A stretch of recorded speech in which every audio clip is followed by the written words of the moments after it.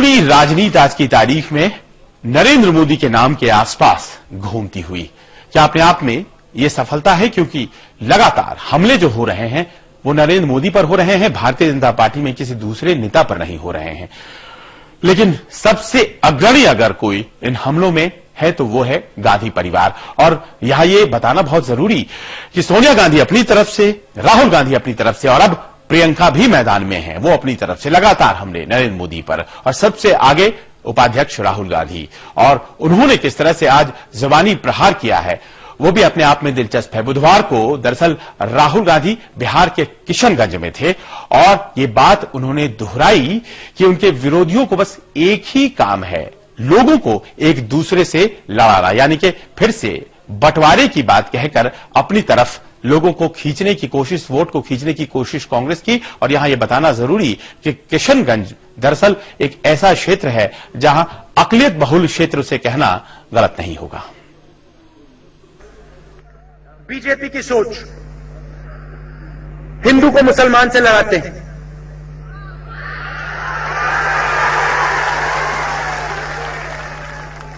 महाराष्ट्र के लोगों को बिहार के लोगों से लड़ाते हैं। आप वहां जाते हो तो उनके पार्टनर आपको मारते हैं, शिवसेना के लोग आपको मारते हैं, कहते हैं जाओ वापस बिहार, तुम्हारे यहां जगह नहीं। मैंगलोर में, कर्नाटक में महिलाओं की पिटाई करते हैं। बिहार का जो रेडार है ना, उसका कोई उल्लू नहीं बना सकता है। आप बहुत होशियार हो मोदी जी, हिंदुस्तान का उल्लू बनाना बंद करो।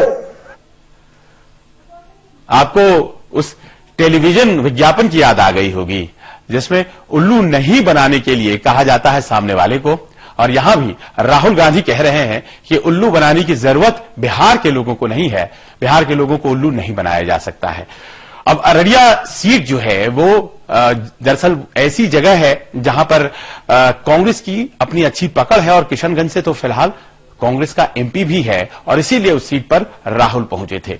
राहुल अगर बिहार में थे तो मध्य प्रदेश में नरेंद्र मोदी थे, और नरेंद्र मोदी ने संप्रदायवाद, गैर संप्रदायवाद के आसपास की बात नहीं की।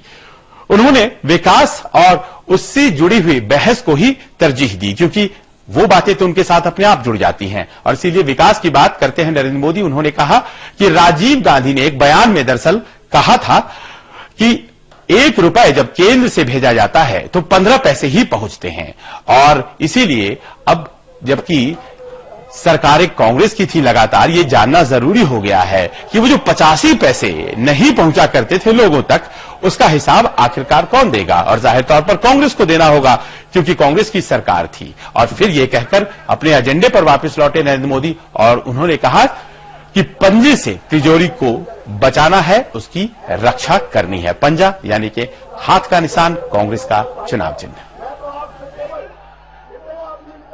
अब दिल्ली की तिजोरी पर मैं कोई पंजा नहीं पड़ने दूंगा। और इसमें भाइयों बहनों, गलती से भी मध्य प्रदेश से एक भी पंजा दिल्ली नहीं जाना चाहिए, एक भी पंजा नहीं जाना चाहिए। मध्य प्रदेश के रतलाम और धार में थे नरेंद्र मोदी, और ज्यादा से ज्यादा सीटें मिलनी चाहिए मध्य प्रदेश से, इसका आह्वान करते हुए, और ऐसा होना भी चाहिए। शिवराज सिंह चौहान खुद काफी ताकत लगा रहे हैं और मददगार के तौर पर नरेंद्र मोदी अपने लिए समर्थन मांगते हुए।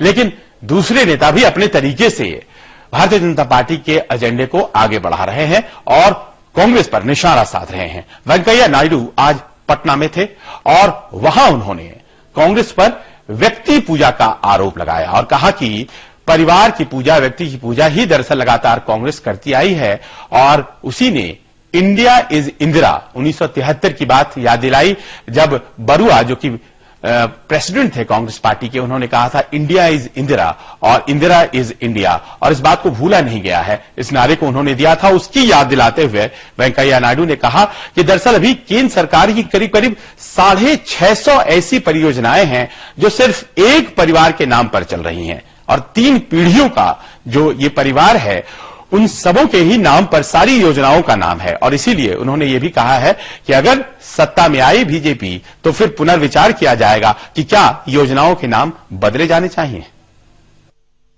650 सेंट्रल गवर्नमेंट स्कीम म्युनिसिपैलिटी से लेकर दिल्ली तक जो सेंट्रल गवर्नमेंट की स्कीम्स है, वो स्कीम्स का नाम सब एक ही परिवार का नाम पे इन्होंने रखा है पूरा देश में। ऐसा एक अनफेयर एडवांटेज प्राप्त करने के लिए कोशिश कर रहे हैं। ये सब तब किया जाएगा जब सत्ता मिलेगी, और सत्ता तब मिलेगी जब चुनाव जीतेंगे, और चुनाव तब जब मतदान पूरे होंगे। और मतदान कल होने जा रहे हैं, और मतदान ये 5वें चरण का, और सबसे ज्यादा सीटें 121 सीटें कल इस पर वोट पड़ेंगे, और बड़े बड़े लोगों के भाग्य का फैसला, या यूं कह लें कि उनकी किस्मत ईवीएम मशीन में बंद हो जाएगी।